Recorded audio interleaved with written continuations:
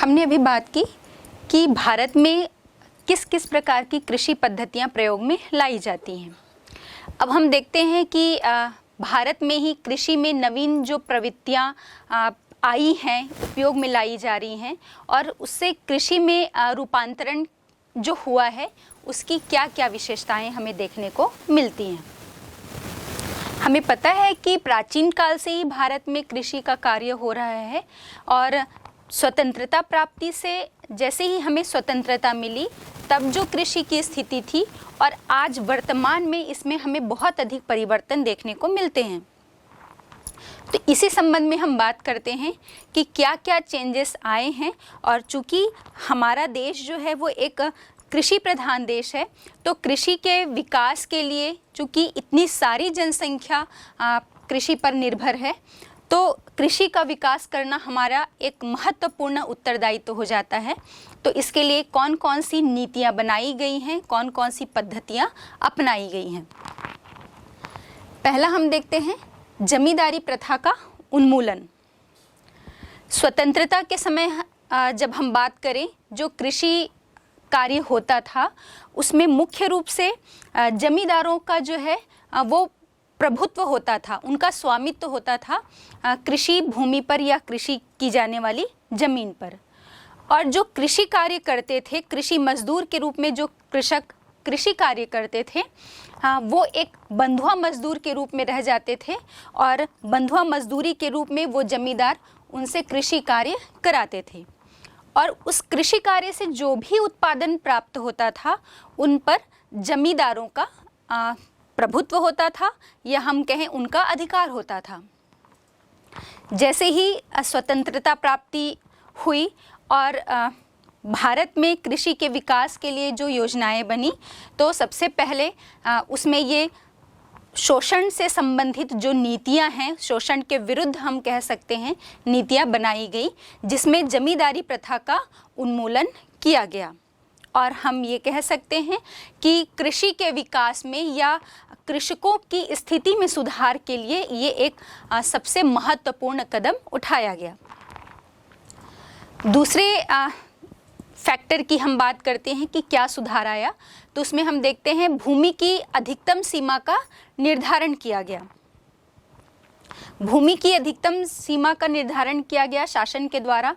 तो उसका ये प्रभाव रहा कि जो बड़े कृषक हैं या हम कहें कि जो धनी कृषक होते थे या जो उसमें जमींदार होते थे जिनके पास हम ये कहें कि अधिकतम मात्रा में, बहुत अधिक मात्रा में कृषि भूमि होती थी, तो भूमि की अधिकतम सीमा का निर्धारण कर देने से जो भूमिहीन कृषक थे तो उनके पास, जिनके पास अधिशेष में भूमियाँ थी, कृषि भूमि उपलब्ध थी, उनका सभी में समान रूप से वितरण जो है वो किया गया। तो ये इसका एक महत्वपूर्ण लाभ रहा। फिर हम देखते हैं तीसरा, पंचवर्षीय योजनाओं को लागू करना। पंचवर्षीय योजनाओं के माध्यम से जैसे ही हमारे देश में पंचवर्षीय योजनाएं लागू की गई तो इसमें सबसे महत्वपूर्ण हम कहें कि स्थान जो है वो कृषि को दिया गया और कृषि के विकास के लिए नई नई पद्धतियां और विकास के आयाम जो है वो ढूंढ लिए गए। तो इसमें कौन कौन सी बातें आई ये हम देखते हैं। पहला है बहुउद्देशीय योजना। पंचवर्षीय योजनाओं के माध्यम से बहुउद्देशीय योजनाएं जो हैं वो बनाई गई। हमें पता है कि हमारा भारत जो है वो मानसूनी वर्षा पर डिपेंड है, निर्भर है और चूँकि मानसून जो है वो अनियमित है और अनिश्चित है, इसी कारण वर्षा की अनियमितता और अनिश्चितता के कारण बहुत सारे कृषकों को जो है वो हानि उठानी पड़ती थी। हम ये कहें कि सिंचाई का एक महत्वपूर्ण साधन या एकमात्र साधन जो है वो तब हमारे पास वर्षा का जल ही होता था और किसानों ने फसल उगाया और फसल उगाने से पकने के बीच में एक लंबा जब मानसून में गैप आ जाता था या हम कहें कि बहुत दिनों तक बारिश नहीं होती थी तो उससे किसानों को बहुत नुकसान उठाना पड़ता था। या मानसून के आने में देरी हो गई या कहीं पर ज़रूरत से ज़्यादा जो है बारिश हो जाने से, तो वर्षा की इस अनियमितता और अनिश्चितता को देखते हुए पंचवर्षीय योजनाओं में बहुउद्देशीय योजना को लागू किया गया। और जब बहुउद्देशीय योजनाओं को अपनाया गया तो इसमें इसका मुख्य जो उद्देश्य था वो सिंचाई का था कि जो असिंचित क्षेत्र हैं या जो सिंचाई की आवश्यकता वाले जो क्षेत्र हैं वहाँ पर सिंचाई जो है वो सिंचाई के लिए जल उपलब्ध कराना। इस बात का अंदाज़ा हम इसी बात से लगा सकते हैं कि बहुउद्देशीय योजनाओं को लागू करने के बाद सिंचाई में कितना अधिक विस्तार हुआ।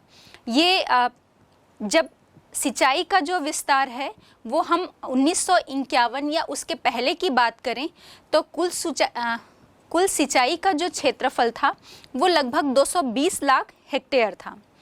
और ये जब बहुउद्देशीय योजनाओं का निर्माण किया गया, इन्हें अपनाया गया, तो ये बढ़कर 826 लाख हेक्टेयर जो है वो हो गई, लगभग 1965-67 के आसपास।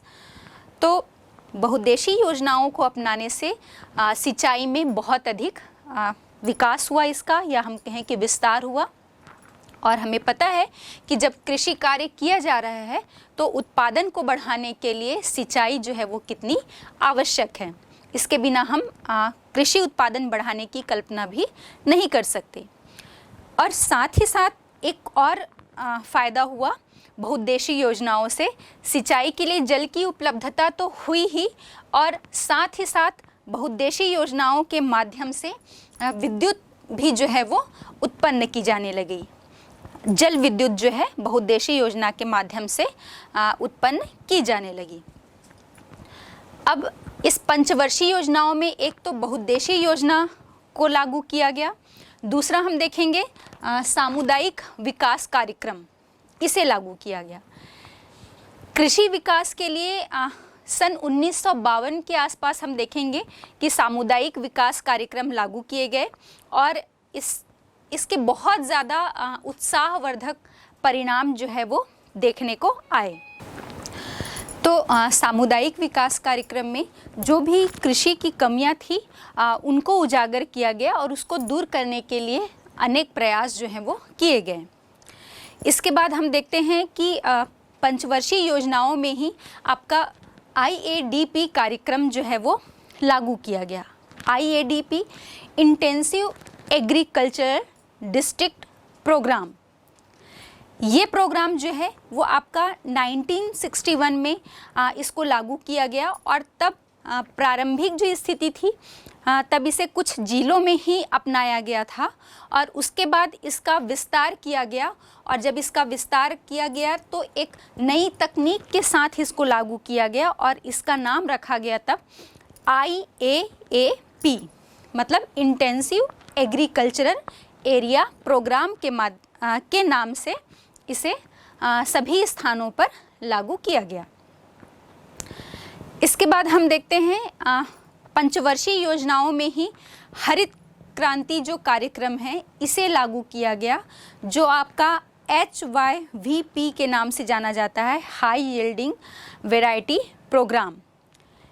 और ये जो प्रोग्राम है हाई यील्डिंग वैरायटी प्रोग्राम को पैकेज टेक्नोलॉजी के नाम से भी जाना जाता है। हम आगे भी इसकी चर्चा करेंगे। वो इसलिए क्योंकि जब इस प्रोग्राम को लागू किया गया तो कृषि का उत्पादन बढ़ाने के लिए इसमें उन्नत बीज, उर्वरक खादों का और आधुनिक मशीनों का प्रयोग और सिंचाई के साधनों का जो है वो विस्तार किया गया। इसीलिए इसे पैकेज टेक्नोलॉजी के नाम से भी जाना जाता है। अब जो ये हरित क्रांति कार्यक्रम लागू किया गया तो देखा गया कि इसके माध्यम से जो चावल है, गेहूं है, ज्वार, बाजरा और मक्का, इन सभी के उत्पादन में बहुत अधिक प्रगति जो है वो देखने को मिली। अब हमने देखा कि पंचवर्षीय योजनाओं में एक तो बहुउद्देशीय योजनाओं को लागू किया गया, हरित क्रांति कार्यक्रम लागू किया गया, IADP कार्यक्रम लागू किया गया और कृषि के विकास के लिए हर क्षेत्र में प्रयास जो है वो किए गए। इसके बाद हम देखते हैं चकबंदी प्रथा। स्वतंत्रता के बाद चकबंदी प्रथा को भी लागू किया गया। पहले स्वतंत्रता के पहले की जब हम बात करेंगे तो देखेंगे कि किसानों की जो भूमियाँ थीं वो बिखरी हुई थीं, छोटे छोटे खेत अलग अलग स्थानों पर बिखरे हुए रूप में थे। और जब खेतों का आकार छोटा है तो वहाँ पर ना तो हम सिंचाई के साधनों का उचित ढंग से प्रयोग कर सकते हैं और ना ही किसी आधुनिक कृषि यंत्र का प्रयोग छोटे स्थानों पर, छोटे खेतों पर किया जा सकता है।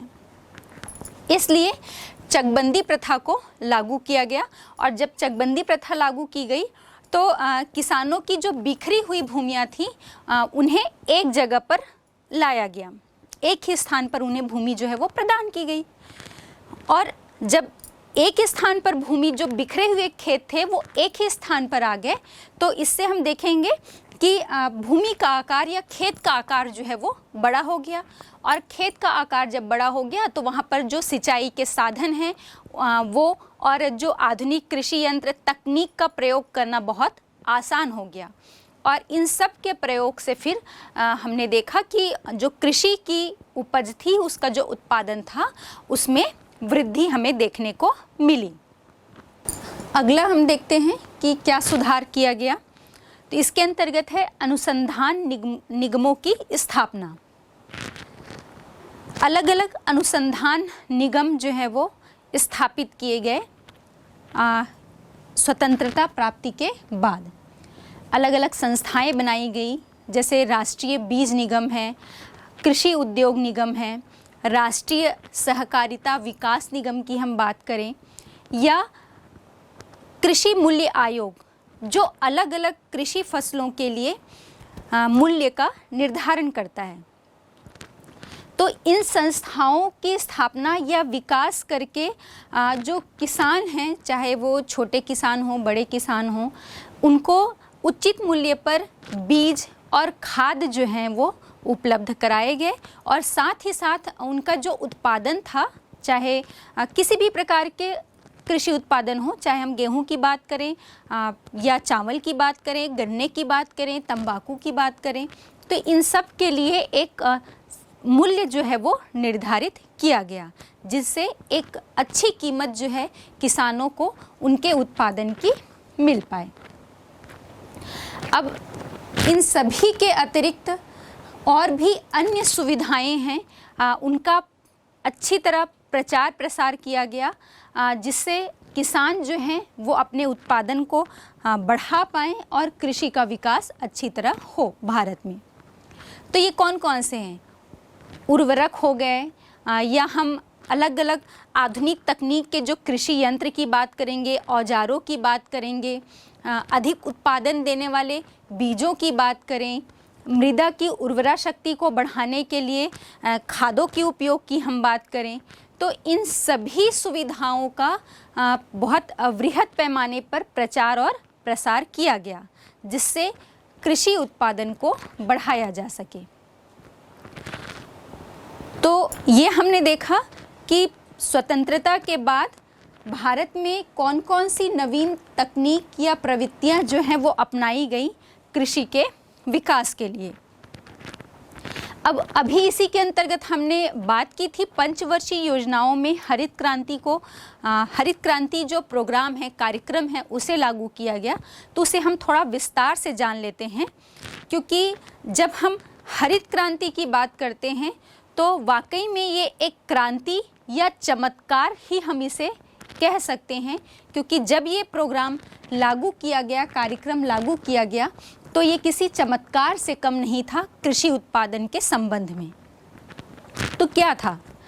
यदि हम विश्व में देखें, पहले तो विश्व स्तर पर ये लागू किया गया और उसके बाद हमारे भारत में। तो विश्व स्तर पर लागू करने का श्रेय जाता है हमारे नॉर्मन बोरलॉग जी को, और इसके बाद भारत में डॉक्टर MS स्वामीनाथन ने 1968 में हरित क्रांति जो कार्यक्रम है वो लागू किया गया। अब ये देखते हैं हम कि ये क्या था। ये बात आपको एक छोटे प्रश्न के रूप में भी आपके लिए महत्वपूर्ण है कि हरित क्रांति को पैकेज टेक्नोलॉजी के नाम से भी जाना जाता है। पैकेज टेक्नोलॉजी क्यों? क्योंकि इसके माध्यम से जो सिंचाई के साधनों में वृद्धि की गई, मतलब सिंचाई सुविधाओं का विस्तार किया गया, उर्वरकों का वृहद पैमाने पर प्रयोग किया गया और उन्नत बीजों का प्रयोग किया गया। तो ये तीनों जो तीन प्रमुख जो तत्व थे वो हरित क्रांति में लागू किए गए या अपनाए गए। तो इसीलिए इन तीनों तत्वों को अपनाने के बाद ये देखा गया कि 1967 और 68 के बाद जब इन तीनों तत्वों को लागू किया गया, फिर कृषि उत्पादन में आशातीत वृद्धि हुई और इसीलिए हमने इसे हरित क्रांति का नाम दिया, क्योंकि ये एक चमत्कार से कम नहीं था और इन तीनों तत्वों को अपनाने के कारण ही इसे पैकेज टेक्नोलॉजी भी कहा जाता है या पैकेज टेक्नोलॉजी के नाम से भी जाना जाता है। अब जब ये पैकेज टेक्नोलॉजी अपनाई गई तो देखा गया कि गेहूं है, चावल है, ज्वार, बाजरा, मक्का, इन सभी फसलों के उत्पादन में बहुत अधिक उत्पादन में वृद्धि जो है वो दर्ज की गई। और चूंकि ये उपज बढ़ाने के लिए एक कार्यक्रम था, उत्पादन बढ़ाने के लिए एक कार्यक्रम था, इसीलिए इसे पैकेज टेक्नोलॉजी कार्यक्रम के नाम से भी जाना जाता है। अब जब भारत में ये हरित क्रांति कार्यक्रम लागू किया गया तो हम ये देखेंगे कि इसके क्या क्या प्रभाव जो हैं वो भारत में पड़े। तो इसमें उन्नत किस्म के जो बीज लाए गए, तो इसमें प्रमुख रूप से ये गेहूं में ही अधिक देखा गया और गेहूं के बाद चावल में भी। तो आपको पता होना चाहिए कि फिलीपींस से जो है चावल के उन्नत किस्म के बीज लाए गए और मैक्सिको से जो है वो गेहूं के उन्नत किस्म के बीज भारत लाए गए और उनका प्रयोग किया गया। क्या प्रभाव पड़ा? तो हम देखते हैं। पहला तो है आपका अधिक उपज देने वाले बीजों का प्रयोग। तो इस हरित क्रांति कार्यक्रम में जो सर्वाधिक उत्पादन देने वाले जो बीज थे उनका प्रयोग किया गया और उसमें ये देखा गया कि पहले तो जैसे हम गेहूं का एग्जाम्पल लेते हैं, गेहूं के जो पौधे होते हैं वो बड़े साइज़ के होते थे और जहाँ पर जो बालियाँ लगती थी गेहूं की वो क्षेत्र जो था वो छोटा होता था। लेकिन जो हरित क्रांति कार्यक्रम में जिन उन्नत किस्म के बीजों का प्रयोग किया गया तो वो पौधे बौने होते थे, वो पौधे छोटे आकार के पौधे होते थे, बौने पौधे होते थे, लेकिन जहाँ पर वो जो गेहूं की बालियाँ लगती थी वो क्षेत्र बड़ा होता था, जिससे अधिक मात्रा में जो है वो उत्पादन गेहूं का प्राप्त किया जाने लगा। और इसी प्रकार से हम देखेंगे गेहूं के साथ ही साथ चावल हो गया, ज्वार है, बाजरा है, हम मक्के की बात करें तो इन सभी फसलों में हम देखेंगे कि इसके उत्पादन में आशातीत वृद्धि जो है वो दर्ज की गई। इसके बाद हम देखेंगे इस कार्यक्रम के अंतर्गत उर्वरक का प्रयोग किया गया। फसलों में अधिक से अधिक उत्पादन बढ़ाने के लिए फसलों में खाद का, उर्वरक का प्रयोग किया गया, जिसके माध्यम से उत्पादन में वृद्धि हुई। इसके बाद सिंचाई में विस्तार किया गया। ऐसे क्षेत्र हम फिर से कहेंगे कि मानसून की अनियमितता या वर्षा की अनियमितता और अनिश्चितता के कारण जिन क्षेत्रों में सिंचाई की सुविधाएं जो हैं वो उपलब्ध नहीं थी, सूखे जो क्षेत्र थे, वहाँ पर सिंचाई सुविधाओं का विस्तार किया गया और इसके लिए पंचवर्षीय योजना में बहुउद्देशीय योजना कार्यक्रम जो है वो लागू की गई और इस योजना के माध्यम से पूरे देश में और विशेषकर जो उत्तर भारत में है वो सिंचाई सुविधाओं का अधिक विस्तार जो है वो किया गया। बच्चों, आपको पता होना चाहिए जो पहली हरित क्रांति थी जिसकी हम बात कर रहे हैं कि ये लगभग 1967 और 68 के बाद से जो है फसलों के उत्पादन में बहुत अधिक वृद्धि देखने को मिली। तो ये पहली हरित क्रांति आपके पंजाब, हरियाणा और पश्चिमी उत्तर प्रदेश में प्रमुख रूप से लागू की गई है। अब नेक्स्ट हम देखते हैं कीटनाशक। कीटनाशकों का प्रयोग किया गया क्योंकि फसलों में अलग अलग प्रकार के हम देखते हैं कि कीट, जैसे मानसून जो काल आता है, बारिश का जब समय होता है, तो उसमें गेहूं में जो है वो कीड़े लग जाते हैं, है ना। बदली वाला जो मौसम हो जाता है, जब हम कहते हैं कि बादल छाए हुए हैं, मौसम साफ नहीं होता, धान की बालियों में जो धान अंदर फल नहीं आ पाता, चावल नहीं आते, कम हो जाते हैं, वो खाली खोखले रह जाते हैं वो जो बीज हैं। तो इस प्रकार से कीटनाशकों का प्रयोग करके फसलों में लगने वाले जो कीड़े हैं उनसे उसकी रक्षा की गई और उत्पादन को बढ़ाया गया। फिर हम देखेंगे आधुनिक कृषि यंत्र। आधुनिक कृषि यंत्रों का प्रयोग किया गया, जो परंपरागत तरीके से हल चलाकर, जोतकर या सिंचाई के लिए भी श्रम का अधिक प्रयोग करके, उर्वरकों या खादों को डालने के लिए या उसकी मिंजाई के लिए हम कहें, ये सब में हम परंपरागत तकनीक को अपनाते थे, वो अब आधुनिक कृषि यंत्रों का प्रयोग किया जाने लगा। जैसे हार्वेस्टर मशीन है या हम कहें ट्रैक्टर के माध्यम से खेतों को जोतने के लिए, उसकी कटाई के लिए अलग अलग तरह से कृषि यंत्र और औजारों का जो है वो प्रयोग किया जाने लगा। फिर बहुफसल, हरित क्रांति के बाद से ही या जब से हरित क्रांति को अपनाया गया, ये बहुफसल लेने की भी जो प्रथा है उसमें हम देखेंगे कि अधिक विस्तार देखने को मिलता है। मतलब पहले चावल लगा लिया या गेहूं लगा लिया, उसके बाद गेहूं की कटाई हुई तो जो लगभग 1.5-2 महीने में तैयार हो जाएगा, ऐसी फसल मूंग लगा लिया।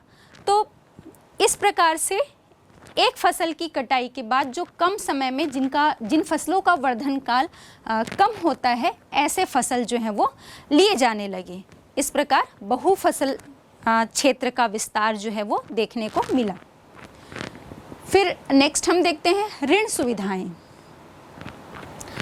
ऋण सुविधाओं के माध्यम से भी किसानों की जो समस्या थी उसको दूर करने का प्रयास किया गया। पहले किसान जो है वो कर्ज लेते थे या उधार लेते थे, तो लगभग 90% जो है वो जो किसान है वो कर्ज को ब्याज अधिक लगने के कारण चुका नहीं पाते थे। और जैसे ही इन ऋण सुविधाओं का विस्तार किया गया तो सहकारी समितियां जो हैं या बैंक और अन्य संस्थाओं के माध्यम से इन किसानों को ऋण सुविधा जो है वो उपलब्ध कराई जाने लगी। इसके लिए उन्हें कम ब्याज पर कर्ज या ऋण जो है वो दिया जाने लगा, जिससे ये जो किसान थे वो अपने लिए उन्नत किस्म के बीज या आधुनिक यंत्र और औजार ये सब जो है अपनी खेती के लिए खरीद पाए। फिर हम देखेंगे मृदा परीक्षण। चूँकि हरित क्रांति में उन्नत किस्म के बीज, उर्वरक, खाद, सिंचाई सुविधाएं, ये सभी तकनीकों को अपनाकर जो है उत्पादन को बढ़ाया गया, तो इसके लिए सबसे पहले ये आवश्यक था कि उस स्थान की, उस जगह की मृदा का, मिट्टी का परीक्षण किया जाए और मिट्टी का परीक्षण करके फिर उसमें वो किस फसल के लिए अधिक उपजाऊ हो सकती है, उपयोगी हो सकती है, या ये देखकर कि उस मृदा में किस प्रकार की जो फसल है वो अधिक उत्पादन देगी, ऐसी फसलों का उत्पादन जो है वो, या हम कहें कि ऐसी फसलों की बुआई जो है की जाने लगी, जिससे फसलों के उत्पादन में वृद्धि हुई। फिर है नेक्स्ट ग्रामीण विद्युतीकरण। हरित क्रांति जैसे ही आई तो ग्रामीण विद्युतीकरण में भी हम देखेंगे कि बहुत अधिक वृद्धि देखने को मिली हमको। जहाँ पर ये स्वतंत्रता के समय इसका प्रतिशत 0.5% ग्रामों में बिजली उपलब्ध थी, वो लगभग 1965 और 67 के बीच में हम देखेंगे कि ये इसका प्रतिशत जो है वो बढ़कर 8% हो गया। मतलब 8% गाँवों को बिजली जो है वो उपलब्ध होने लगी। जो भी कृषि उपकरण का उपयोग किया जाएगा तो इन सभी कृषि उपकरण को चलाने के लिए विद्युत जो है वो एक सस्ता और सुगम माध्यम था। और चूँकि कृषि विकास के लिए हमने आधुनिक तकनीक या यंत्र और औजारों का प्रयोग किया, जिसके लिए जो विद्युत है वो आवश्यक हो गया, और इसीलिए ग्रामीण विद्युतीकरण को एक आवश्यक तत्व के रूप में मानकर इसका प्रमुख रूप से विस्तार और विकास जो है वो किया गया। अब हम ये देखेंगे कि 1969 में इसी उद्देश्य से ग्रामीण विद्युतीकरण निगम की स्थापना की गई। अब नेक्स्ट है आपका हरित क्रांति के अपनाने से किसानों की विचारधारा में भी परिवर्तन आया। जो किसान थे पहले परंपरागत तकनीक या यंत्र या विधियों से कृषि कार्य करते थे। जैसे ही हरित क्रांति आई, हरित क्रांति को अपनाया गया और सभी किसानों ने देखा कि इसमें उत्पादन में, चाहे हम उर्वरक की बात करें, खाद या सिंचाई सुविधाओं के विस्तार की बात की जाए या आधुनिक यंत्रों के प्रयोग की बात की जाए, इन सभी को अपनाकर जो है कृषि उत्पादन में एक चमत्कारिक परिवर्तन देखने को मिला। और ये सभी चीज़ ने कृषि उत्पादन की इस वृद्धि ने सभी कृषकों को अपनी ओर आकर्षित किया, किसानों का ध्यान आकर्षित किया अपनी तरफ। और ये जो किसान थे, चाहे वो छोटे हों या बड़े हों, ये इसकी तरफ आकर्षित हुए और नई तकनीक को, अपनी परंपरागत तकनीक को छोड़कर नई तकनीक को अपनाने के लिए उस रास्ते पर चल पड़े। फिर हम देखते हैं खाद्यान्नों के जो आयात हैं उनमें कमी आई। पहले भारत जो है वो खाद्यान्न के मामले में आत्मनिर्भर नहीं था। जनसंख्या तो पहले से ही हमारी बहुत अधिक है हमारे देश की, तो इसके उदर पूर्ति के लिए हम कहें कि खाद्यान्नों की समस्या को दूर करने के लिए, उन्हें खाद्यान्न की आपूर्ति करने के लिए दूसरे देशों से हमें खाद्यान्न जो है वो आयात करने पड़ते थे।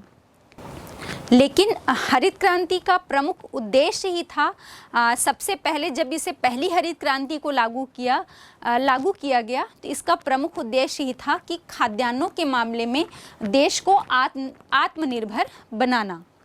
और जैसे ही इस हरित क्रांति को अपनाया गया तो इसमें उत्पादन में जो वृद्धि हुई, उससे ये चमत्कारिक परिवर्तन हम फिर से कहेंगे, और हम अपने देश में खाद्यान्नों के मामले में आत्मनिर्भर बन गए। मतलब हमारी जितनी जनसंख्या थी उनके लिए हम अपने देश में ही उत्पादन करके खाद्यान्न की पूर्ति जो है वो कर पाए। तो ये सब संभव हो पाया हमारी हरित क्रांति को लागू करने से या इस हरित क्रांति कार्यक्रम के आने से। तो ये जो है ये महत्वपूर्ण प्रभाव थे, या हम कहें कि उसकी दिशा में एक लाभदायक परिणाम जो है हरित क्रांति कार्यक्रम लागू करने से हमारे देश में देखने को आए। लेकिन कोई भी जो चीज़, नई तकनीक जो अपनाई जाती है, हम ये देखेंगे कि उसके पॉजिटिव वे के साथ साथ उसके कुछ निगेटिव वेज भी होते हैं, नकारात्मक पक्ष भी होते हैं। तो इस पर भी हम बात कर लेते हैं कि हरित क्रांति के लाभ तो हमने देखे, उसके सकारात्मक पहलू पर हमने बात की, लेकिन इसके नकारात्मक प्रभाव क्या पड़े। तो इसके कुछ दोष थे हरित क्रांति के। पहला तो हरित क्रांति को जब लागू किया गया तो ये बहुत सीमित फसलों पर था। मतलब जितनी भी फसल उगाई जाती है, चाहे हम रेशेदार की फसल की बात करें, खाद्यान्न फसल की बात करें, व्यापारिक फसल की बात करें, चाहे रबी या खरीफ फसल की बात करें, तो ये जितनी भी फसलें होती हैं सभी पर ये लागू नहीं किया गया था। कुछ गिने हुए जो फसलें थी, जैसे गेहूं है, चावल है, मक्का, ज्वार, बाजरा, इन्हीं फसलों पर ही हरित क्रांति कार्यक्रम जो है वो केंद्रित होकर रह गया। तो ये इसका एक महत्वपूर्ण जो हम कह सकते हैं कमी है इसकी, कि अगर हम सभी प्रकार की फसलों पर, सभी फसलों पर इसे लागू करते तो हमें और कितने ही चमत्कारिक परिवर्तन देखने को मिलते और हमारा देश हर क्षेत्र में आत्मनिर्भर बन जाता। तो पहली इसकी कमी कि ये सीमित फसल पर लागू किया गया। दूसरा, सीमित क्षेत्र पर, जैसे हमने बात की थी कि हरित क्रांति कार्यक्रम जो है, जब पहली हरित क्रांति आई तो ये आपकी पंजाब, हरियाणा और पश्चिमी उत्तर प्रदेश इतने तक ही सीमित होकर रह गई। फिर जब दूसरी हरित क्रांति आई 1982-83 में, तब इसे जिन क्षेत्रों में या और अन्य जिन राज्यों में उत्पादन निम्न उत्पादन वाले जो क्षेत्र थे वहाँ पर लागू किया गया। जैसे पश्चिम बंगाल हो गया, आपका आंध्र प्रदेश है, बिहार है और मध्य प्रदेश है ना, इन सभी क्षेत्रों में इसे लागू किया गया। लेकिन तब भी ये पूरे भारत में नहीं अपनाया जा सका है। तो ये इसकी महत्वपूर्ण कमी है कि ये सीमित क्षेत्र तक ही सीमित रह गया। फिर हम देखेंगे क्षेत्रीय असमानता में वृद्धि। जैसे अभी हमने बात की कि ये पूरे भारत में लागू नहीं किया जा सका है या कुछ क्षेत्रों तक ही ये सीमित है, तो इससे क्षेत्रीय असमानता में वृद्धि देखने को हमें मिली। मतलब जहाँ पर जिन क्षेत्रों में हरित क्रांति कार्यक्रम लागू किया गया, वहाँ के कृषक जो हैं वो अधिक उत्पादन देने से धनवान से और धनवान होते गए। लेकिन जो क्षेत्र जहाँ पर हरित क्रांति का कार्यक्रम लागू नहीं किया गया, वो और पिछड़ते चले गए। फिर नेक्स्ट है आपका व्यक्तिगत विषमताओं में वृद्धि। क्षेत्र के साथ साथ हम देखेंगे कि चूँकि इसमें उन्नत किस्म के बीज या सिंचाई सुविधाओं का विस्तार किया गया, उर्वरक और खाद, आधुनिक तकनीक के जो कृषि औजार या उपकरण हैं इनका प्रयोग किया गया, तो चूँकि इनके लिए बहुत अधिक धनराशि की आवश्यकता होती थी, तो इसे जो बड़े किसान हैं वो ही अधिक मात्रा में या अधिक क्षेत्र में इसे अपना पाए। लेकिन जो छोटे किसान थे वो इससे अछूते रह गए, या हम ये कहें कि वो अपनी उसी परंपरागत विधि को ही अपना रहे हैं। तो इस कारण से जो बड़े किसान हैं वो और अधिक धनी होते चले जा रहे हैं, और छोटे किसान जो हैं उनकी स्थिति वहीं की वहीं है। तो क्षेत्रीय असमानता के साथ साथ हम देखेंगे कि व्यक्तिगत असमानताएं भी इसमें देखने को मिली। तो ये कुछ आपके हरित क्रांति के दोष हमने देखे, इसका नकारात्मक जो पहलू है। अब हम ये देखते हैं कि कुछ और नीतियाँ या कुछ योजनाएं बनाकर, या हम ये कहें कि हरित क्रांति की जो कमियां हैं उसमें हम बदलाव लाकर, सकारात्मक बदलाव लाकर इसके जो सकारात्मक पक्ष है उसको और मजबूत बना सकते हैं। जैसे कि हरित क्रांति कार्यक्रम को पूरे क्षेत्र, पूरे देश में लागू किया जाए, जिससे क्षेत्रीय असमानता जो है उसको दूर किया जा सके, इसके प्रयास किए जा सकते हैं। व्यक्तिगत विषमता को दूर करने के लिए जो शासन के द्वारा जो नीतियाँ बनाई जाती हैं, जो ऋण सुविधाएं दी जाती हैं, उसको और लचीला बनाकर उन्हें छोटे किसान तक की पहुँच तक भी बनाया जा सकता है, जिससे छोटे किसान भी इस कार्यक्रम को अपना पाएँ। साथ ही साथ इसे कुछ फसलों तक ही सीमित ना रख के हम सभी फसलों में इसको अपनाया जाए, जिससे जिस प्रकार जो गेहूं, चावल, ज्वार, बाजरा और मक्का में ही हमें आशातीत वृद्धि देखने को मिली है इनके उत्पादन में, वो हमें सभी प्रकार के फसलों में देखने को मिले और हम सभी फसलों में आत्मनिर्भर बन जाएं। आत्मनिर्भर के अलावा भी हम इसमें अतिरिक्त उत्पादन कर पाएँ, जिससे हम निर्यात करके इन फसलों का जो दूसरे देशों को निर्यात करके अपनी विदेशी मुद्रा को भी बढ़ा सकें। तो ऐसे कुछ उपाय करके हम इस जो हरित क्रांति कार्यक्रम है इसकी कमी को दूर कर सकते हैं, और जिस प्रकार से ये हमारे देश के लिए आशातीत उत्पादन में वृद्धि करके हमारे लिए एक चमत्कारिक परिवर्तन या क्रांति के रूप में साबित हुआ है, इसे हम और अधिक जो है वो बढ़ा सकते हैं, और इसका योगदान हमारे भारत के अर्थव्यवस्था के विकास में एक अहम भूमिका इसकी हो सकती है।